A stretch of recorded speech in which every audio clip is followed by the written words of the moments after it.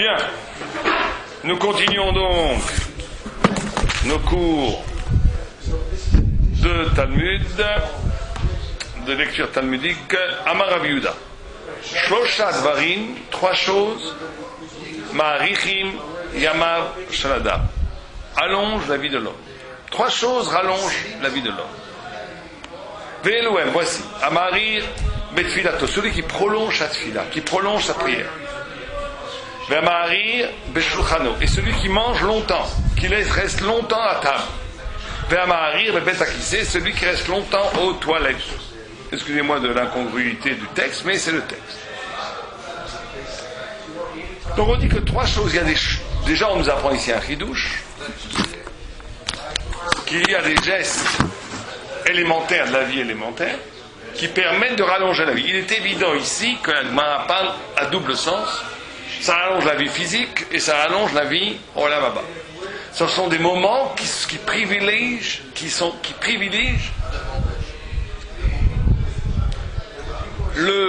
l'allongement de la vie dans toutes ses dimensions, aussi bien la vie d'ici que la vie olam haba. C'est-à-dire que ça permet de donner une amplitude à la vie plus grande. Vous savez que le Rachid dit que les deux Yud, Bayetzer, avec deux Yud, de la création de l'homme, les deux Yud, il y a une marque dans la Gemara, qu'est-ce que c'est ces deux Yud? Rachid en donne un sens très simple dans Bereshit, dans le deuxième chapitre, verset, je crois que c'est Zain, ou Chet, où il est écrit la Bayetzer de Yud, il dit un Yud pour l'Olam Hazé, un Yud pour l'Olam Haba. L'homme est double. L'homme, c'est pas qu'il est double en sens. Le rapport entre l'Olam Hazé et l'Olam Haba, c'est un rapport de vie. C'est pas un rapport abstrait. C'est pas un double endroit. C'est pas qu'ici je vis ici et après la mort je vis ailleurs. C'est que les gestes que je fais ici ont une double dimension. Les pensées que j'ai ici ont une double dimension.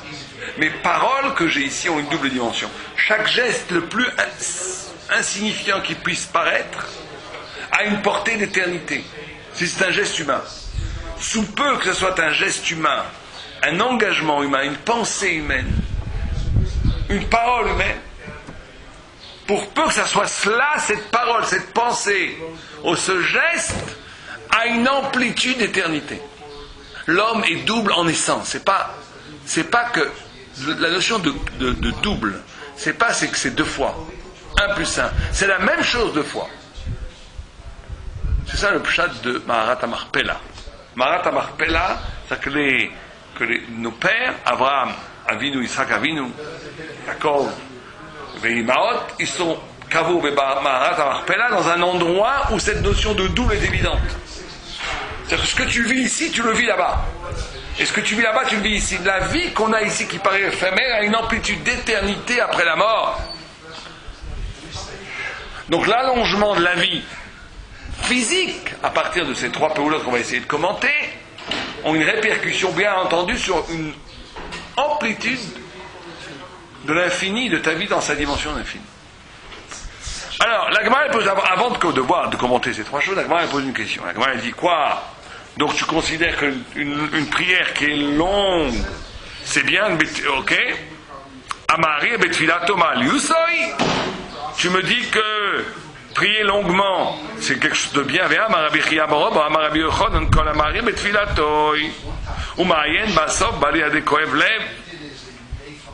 Tout celui qui rallonge dans sa tfila et qui met ayen, qui approfondit sa tfila, à la fin, il en arrive à une maladie du cœur, au contraire. À une maladie du cœur.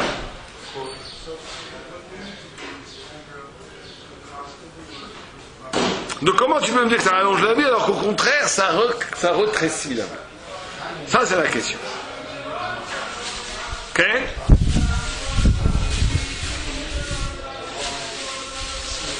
La Gemara répond. Une réponse? La Gemara elle dit.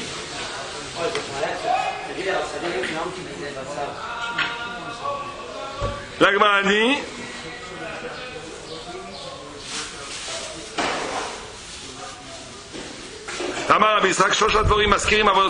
Une autre ushia. Trois choses rappellent les péchés de l'homme. Ve'eluhem, Kir natui, iyun tfila ve'moserdin al chavero le shamayim. 3 choses amènent sur toi le din. Un, c'est quand tu passes sous un mur branlant, en considérant que ton mérite va te sauver. Quand tu prends des risques inutiles, ça réveille en haut dans les mondes supérieurs le jugement à ton encontre. Ça réveille à ton encontre un jugement. Ça fait qu'on te dit, est-ce que toi tu prends des risques inutiles, donc tu te reposes sur ton mérite. On va voir si tu as vraiment du mérite. Donc ça ouvre le dossier du din. Deuxième chose, c'est Iyun Tfila, quand tu pries trop profondément. Au contraire, quand tu pries trop profondément, ça ouvre les portes du din, dit l'Agma. On va voir. Troisième, ce que l'Agma a dit, c'est quand tu Moser dino les shamaim, quand tu dis Dieu juge-moi cet homme, que cet homme soit jugé. On te dit de là-haut, tu veux juger cet homme, on va d'abord toi te juger. Et on va juger l'autre aussi. Peut-être, ouais. Mais tu prends le risque qu'on te juge toi aussi. Quand tu commences à dire, oh là, j'espère que cet homme va perdre son argent parce qu'il m'a fait une crasse ou quoi, vaut mieux pas, non. Machoul. Parce que sinon. Même si t'as volé. Même, tu n'essayes pas de. Tu t'en remets à Dieu. Dieu fait la justice, mais tu commences pas à dire, je voudrais, bon Dieu, que tu t'occupes de ce bonhomme.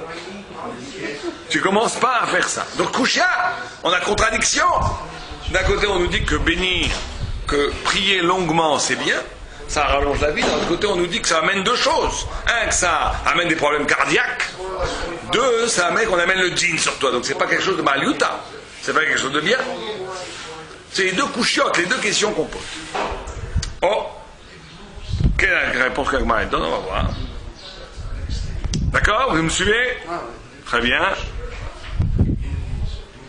Halo kasha. Agma dit c'est pas une difficulté. Atam de ma'arir ou ma'ayen, ara de ma'arir velo ma'ayen. Quand tu ma'arir, on ma'ayen, on va voir ce que c'est ma'ayen. Amar belibo sheyase bagashato lefi sheyitpalel bekavana. C'est ça toute la différence. Ça c'est très intéressant. Si, en priant longuement, tu ne fais que prier longuement, mais tu n'espères pas, parce que tu as bien prié longuement, d'avoir la récompense de cette prière, tu n'as pas la pensée que c'est sûr que Dieu va te répondre parce que tu as bien prié. La prière rallonge la vie. Si au contraire, en rallongeant ta prière, tu te dis alors, parce que j'ai rallongé la prière, c'est sûr que Dieu va me répondre. Là, au contraire, ça amène sur toi des problèmes de cœur et ça amène sur toi le din. Quelle est la différence? Et là, on touche à une des notions très très importantes du Avodat Hashem. C'est que quand tu pries, et d'Afka, précisément, quand tu réussis ta prière, ça veut dire que quand tu as réussi ton exercice spirituel, ça veut dire que tu sens que chaque mot, tu l'as pensé, que chaque mot t'était proche de Dieu, que tu as véritablement été en contact avec Dieu dans ta prière. On le sent. Il y a des gens qui prient blablabla. Il y a des journées où tu pries, tu ne sais même pas ce que tu dis. Il y a des journées où tu sens que cette prière est un extase, au sens propre du terme. Tu sors de l'être et tu te rapproches de Dieu. Une prière qui est une vécoute avec Akadosh Baruch Hu, qui est un collage avec la transcendance, qui nécessite donc un rallongement. Rallongement, ça veut dire que tu casses le rythme du temps, que tu t'arraches au temps. La rir betfilato, c'est-à-dire que tu casses le rythme du temps. Tu n'es pas dans le temps qui est un temps structuré par le besoin, par la matière, par la nécessité, mais tu rentres dans un temps justement qui pourrait se prolonger éternellement. La rir betfilato, ça veut dire comment c'est une prière qui n'a pas de fin, qui n'a pas de tahlit. Je pourrais prier toute ma vie. C'est ça la rir betfilato. C'est pas juste rajouter 2 minutes à sa prière. C'est d'être dans un rapport à la prière où le temps ne compte plus. Où je suis dans un rapport avec Dieu qui est l'absolu. J'ai rien besoin d'autre. Où je ne pense pas à mon rendez-vous à la banque l'après-midi. C'est-à-dire s'arracher au diktat du temps. Pour rentrer dans un rapport d'amour éperdu et absolu et sans fin avec Dieu. Donc ça, c'est ce qui s'appelle réussir sa prière. Quand on prie comme ça, quand le temps ne compte plus, quand j'allonge ma prière de façon indéfinie, ça peut durer 10 minutes, ça peut durer 1 minute, une prière. Donc c'est pas grave, c'est pas le problème de temps justement ici. C'est le problème d'une attitude par rapport au temps. Je rallonge, ça veut dire que je ne suis pas stoppé par un impératif de l'être, puisque je m'arrache à l'être. Donc tu réussis ta tefila. Mais paradoxalement, là où tu réussis cette tefila, t'attends le piège le plus grave. C'est que tu crois que parce que tu as réussi ta tefila, Dieu t'est redevable et qu'il doit répondre à ta tefila. Celui qui pense comme ça, et c'est tout naturel en réalité de penser comme ça, amène sur lui le din et amène sur lui les problèmes de cœur. On va essayer d'expliquer pourquoi les problèmes de cœur d'Amka. Mais avant tout le din. C'est-à-dire que l'épreuve ultime de quelqu'un de spirituel, c'est justement la réussite spirituelle. La plus grande épreuve pour le tzaddik, c'est pas son yatser hara, c'est son yatser hatov. La plus grande épreuve pour le tzaddik, c'est pas son yatser hara, c'est le yatser hatov. Parce que le yatser hatov, il te donne l'illusion kebiechol, que tu maîtrises ta relation avec Dieu. Alors que par définition, ta relation avec Dieu doit être une relation éperdue, au sens où tu ne maîtrises rien, où tu es l'objet du désir de Dieu, où tu n'es jamais le maître de ce rapport à Dieu. Donc tu pries, et même si tu pries magnifiquement, et même si tu t'arraches littéralement à l'être, et que tu t'arraches à tout conditionnement du temps, du temporel, et que tu es dans un rapport absolument amoureux d'amour avec Dieu, Avat Hashem, et que chaque mot que tu dis, c'est un mot d'extase, un mot de dvekout. Ça ne veut absolument rien dire par rapport au résultat de ta tefila, et c'est comme ça que tu dois le considérer. Parce que, encore une fois, ce n'est pas parce qu'encore une fois, pourquoi c'est si grave à la limite? J'ai bien prié, je peux escompter les intérêts de cette bonne prière. Pourquoi est-ce qu'on dit ça de la prière? Il n'est pas dit ça, par exemple, il y a écrit que celui qui donne la tzedaka, almenat, que son fils soit un mutracham, que son fils vive, etc.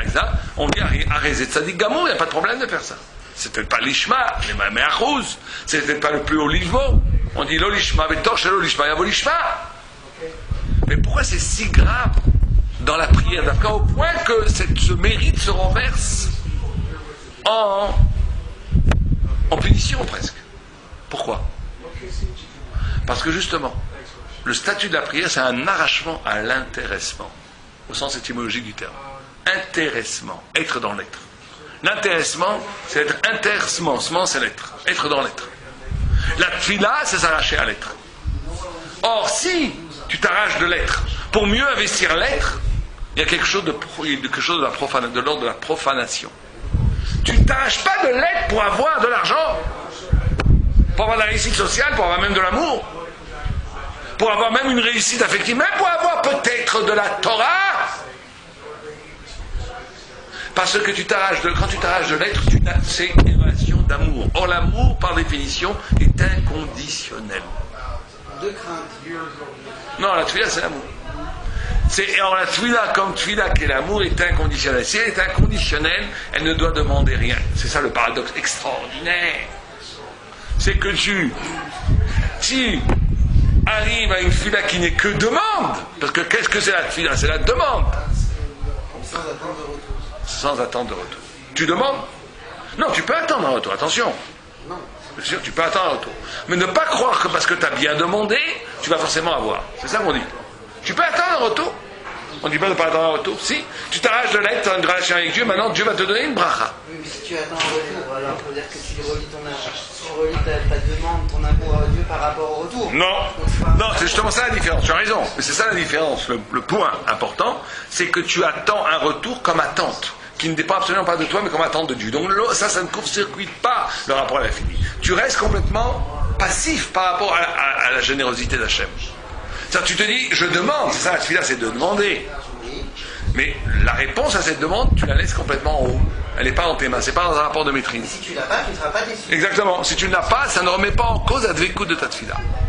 Alors que si tu crois, parce que tu as bien prié, maintenant c'est sûr que je vais recevoir, c'est qu'à ce moment-là, tu as montré que ta tefila était un instrument pour l'être. Donc c'est un arrachement de l'être pour l'être. Alors que si tu attends une réponse, bien entendu, mais que le plus important, c'est peut-être pas la réponse. Que le plus important, c'est d'avoir pu demander. C'est peut-être avoir eu ce moment d'intimité avec Dieu où j'ai pu demander à Dieu quelque chose. C'est merveilleux d'avoir cette possibilité de demander. Maintenant qu'on soit répondu ou pas, c'est pas mon problème, c'est le problème de Dieu. C'est pas à moi de décider si je mérite d'avoir cette réponse ou pas. Par contre, je dois demander parce que la demande, parce que la relation avec Dieu, elle passe par la demande. Ça aussi, il faut bien comprendre. Un des noms de l'homme, c'est bailler. Un des appellations, un des vocables pour définir l'humain, c'est bailler. Bailler, c'est-à-dire le demandeur. Le besoin. Celui qui a besoin. Celui qui demande. C'est-à-dire que l'homme doit demander parce que l'homme est imparfait, parce que cette imperfection le pousse vers l'infini, vers un plus. L'imperfection humaine, le fait que l'homme fondamentalement doit demander, pousse l'homme, fait que c'est une des définitions de l'homme. Il n'est jamais satisfait parce qu'il est infini, parce qu'il n'est pas justement circonscrit dans sa création. C'est une création ouverte. C'est une création ouverte vers l'infini. Donc il peut toujours demander, il doit toujours demander. Et donc au cœur même de son essence de demandeur, c'est paradoxalement dans ce lieu-là qu'il a la plus grande écoute, la plus grande collage avec Dieu, adhérence avec Dieu. Parce que moi je demande et lui il donne. Mais ça ne doit pas être conditionné à la réponse. Le fait même d'avoir ce moment d'intimité où je demande à celui qui peut donner, qui a tout le pouvoir, qui a collé rôle, c'est la zékout elle-même. Et je ne dois pas croire à un moment donné que le demandeur devient le donneur. Si je commence à croire que parce que c'est ça la faute. C'est ça la faute infernale de ce que dit Rashi. Rashi dit Amayen Omer Belibo. Il se dit dans son cœur, chez Aseba Kachato. C'est ce que tu vas lui répondre. Les fiches, il parlait des Kavana, parce qu'il a prié des Kavana. Là, s'il fait comme ça, il détruit le sens de la tfila. La tfila, c'est d'être un demandeur complètement dépendant face à l'absolu donneur qui est Dieu. Si tu commences à dire maintenant je peux manœuvrer avec une bonne tfila, je vais recevoir ce que je veux. On a des cas exceptionnels comme ça. Choni Amagid. La Gemara dit qu'il aurait été excommunié qu'il force la main de Dieu. Il faisait un rond, il se dit tant que tu ne fais pas la pluie, je ne sors pas. Bon, mais ça on peut le faire au prix si tu es prêt à mourir. Si tu n'es pas prêt à mourir spontanément, tu n'as pas le droit de faire ça. Si tu es prêt à mourir pour ce que tu demandes, tu peux peut-être forcer la main de Dieu, il faut être un tzaddik gamor. Mais c'est pas du tout un derrière, c'est une exception. La preuve, c'est que la Gemara elle dit que si c'était pas Choni Amagil qui était un tzaddik absolu, on aurait excommunié Choni Amagil. Bien. Donc, la Gemara répond à la contradiction pour la tfila. Elle dit la tfila, pas de problème. La tfila, alors le cœur, c'est parce que dans l'idée, c'est daga. Le cœur, parce que si tu commences tout le temps, si tu pries en espérant, en étant convaincu que tu vas être répondu pour ta prière et que tu n'es pas répondu, tu vas rentrer dans un cercle infernal de réclamation intérieure et de contradiction intérieure, parce que tu ne pourras pas accuser Dieu, tu auras ton honte, mais intérieurement tu accuses Dieu, tu dis comment ça se fait, j'ai fait des mitzvot, j'ai bien fait ce qu'il fallait, je n'ai pas été payé. Donc ça c'est le cœur qui pâtit, parce que c'est le monde de la frustration. Ouais, bien sûr. On sait qu'aujourd'hui le facteur psychologique dans le cœur est le facteur primordial. Il y a d'autres facteurs, il y a les facteurs d'alimentation, les facteurs de sédentarité, les facteurs aussi congénitaux, comment on est, quel genre de sang on a, etc. Mais c'est surtout lié à l'alimentation, à la cigarette, mais énormément, peut-être à 51%, au stress. Au stress. Le stress a une influence radicale sur le cœur. Or ici, on nous dit que quelqu'un qui prie en pensant que parce qu'il prie bien, il doit être répondu.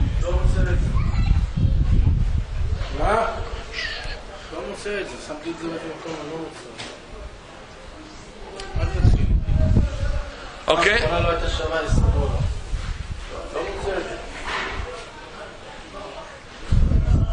Bien, ça on fera après, d'accord, on verra après. Ok. Donc, bien. Ça c'est la première chose. Deuxième chose, la Gemara elle dit Amarir Beshulchano. Ok? Oh, reprenons. Si tu restes longtemps à table, ça rallonge ta vie. Ok?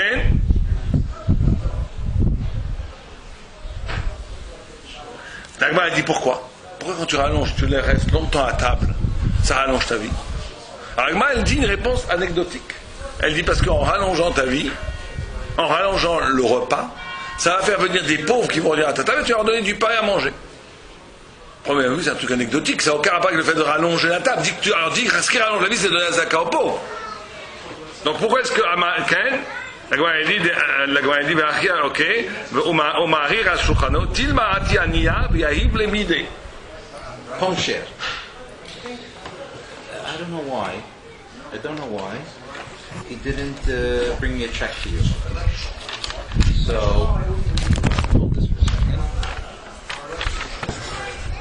I can try again. He normally sees people. Here's your check. Take that. You hold that for a second. So he normally sees people at the Israel Center tonight. He's going to do it tonight. Uh-huh. So, I said like, What he didn't want? he does want, but he didn't do it. I So what are we doing? What do I have to do? To call him? No, you have to call him. So what should I do? So keep that. No? Okay, good. I don't understand. I don't understand myself. What he told you? He knew it. I said to him in the end, what about the loan? He said, I don't know. I don't know what to tell you. Okay. He knew about it. It wasn't like it was. He knew about it. So what he told you to do? So can he come tonight? I said, I don't know. I had forgotten about the wedding. You want me to go? He said, can he come to the thing? He sees people at the Israel Center. See if I go tomorrow. If I had forgotten, the problem was I forgot the wedding. If I learned, I said right away, no, he can't go. He's a wedding. It didn't, I wasn't ready. Okay. I know. Okay. He told me yes. So tell me what to do. If I have to go, I have to go. If you have to go, tell me what to do. I know. So then I'll call. Okay, Beseder. If I have to go, I will go. Tell me where and I go. Yeah, Beseder. But you keep it. It's a normal one. Okay. He was asking. I don't know. The truth is, I don't know how. Okay. Say that. Like I said, it wasn't like, what are you talking about? He knew exactly what I was talking about. So it was like, Comme ça. and it wasn't like he doesn't have money. No, I don't know the rule. I don't know what. I don't know myself. So call him, ask him what's happened. You want me to call him? No. You call him. I don't think there's any mind. No, you're right, but I don't want to bother you too much. Thanks a lot anyway.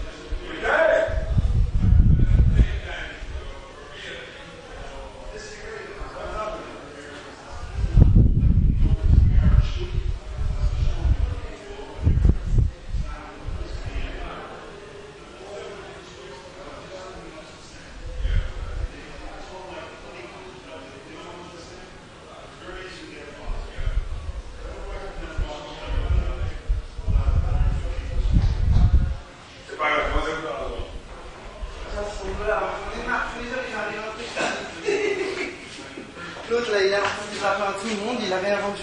Qui? Leibovitch. C'est qui Lebovitch? Qui était là tout Non, mais lui, il rend, lui. Il est parti en Thaïlande, hein. Oui, il rend, putain. Je le connais. Tu l'as prêté? Combien tu l'as prêté? Mais demande-moi, avant, je connais les gens par cœur ici. Tu m'aurais demandé à lui, je t'aurais tout de suite dit. Je peux pas dire non. Tu me demandes, je te dis. Tu dis, je dois demander à mon rab avant tout. Donc on y va. Il faudra que j'efface 5 minutes. Moi, si c'est qu'un rasoir, c'est vrai. J'avais peur que tu lui as prêté un ordinateur, un truc très cher. Il y a des gens qu'il faut pas. Il y a des gens, tu vois pas ça, toi?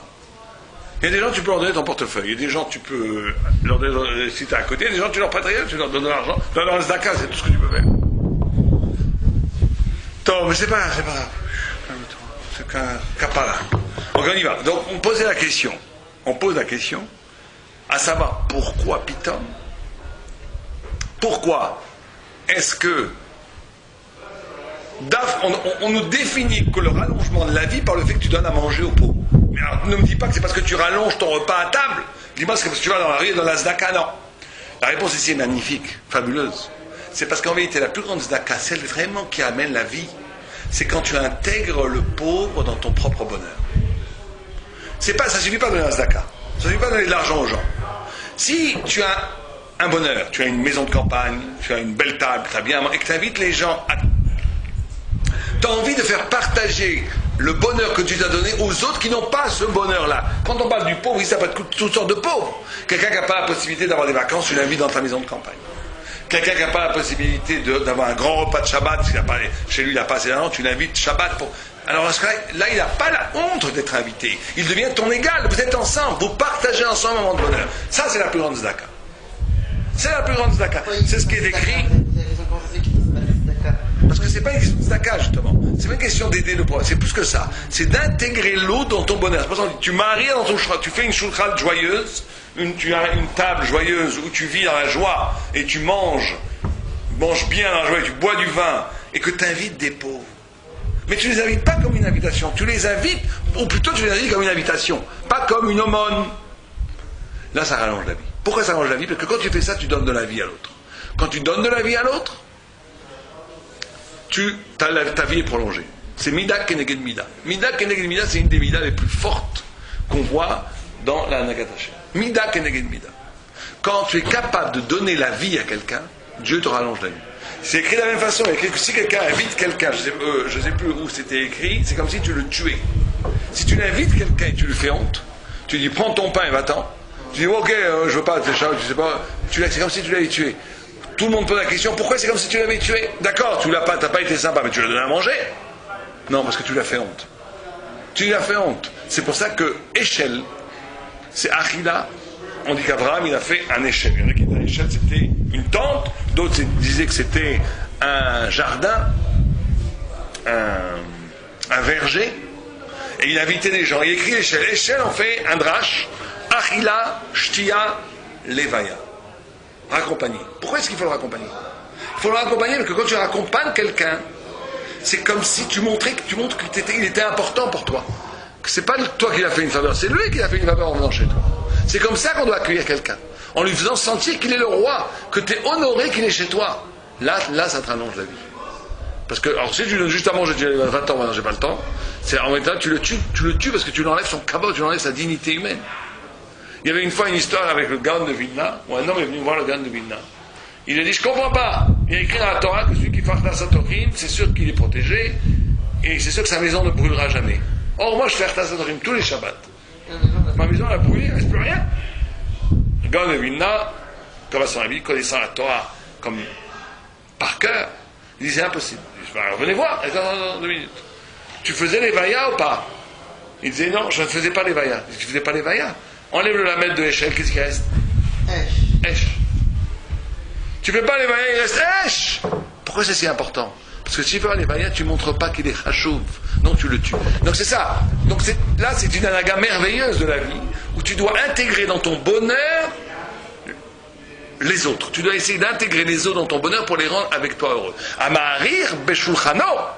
Et que ce shulchano, c'est un endroit de joie et de dialogue et de rapprochement et de bonheur pour les gens qui sont autour de toi, ça rallonge la vie. Parce que tu donnes la vie, Dieu te redonne la vie. Tu donnes la vie, Dieu te redonne la vie. Et il faut avoir une relation avec les autres qui donne la vie.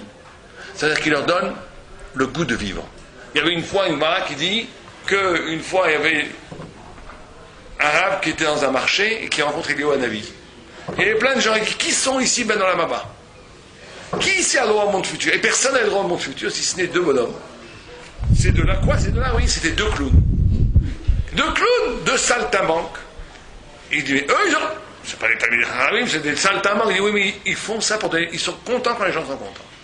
Quand tu es content que les autres soient contents, tu es ben dans la Maba. Quand quelqu'un est pas content, quand quelqu'un est... Il dit, attends, ta journée, mais dès que quelqu'un se casse la figure, il est content. Dès que quelqu'un il a une mauvaise réputation, il est content. Et que quand les autres, il devient bien, oh, ça lui fait mal quand quelqu'un d'autre, il a quelque chose de bien. Tu dis, ah, boy, tu dis, c'est un ben guinom, ça l'aidera pas. La Torah, c'est une Torah très saine. Il faut que tu sois content pour les autres. Il faut que tu puisses faire partager avec les autres ton bonheur. Ça rallonge la vie, aussi bien la vie dans la Mazé que dans la Maba.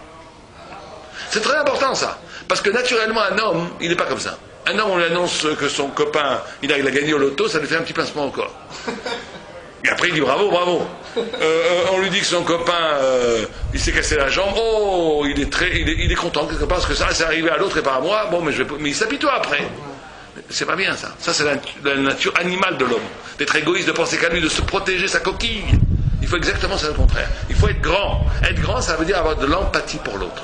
Être capable d'intégrer l'autre dans soi et surtout de donner le bonheur de ta vie à l'autre. Et que ce partage du bonheur rende l'autre joyeux. C'est ça qui est ben dans la Maba, c'est ça qui rallonge la vie. Troisième chose, on a dit, Amaharir Mevet Akissé. Ok?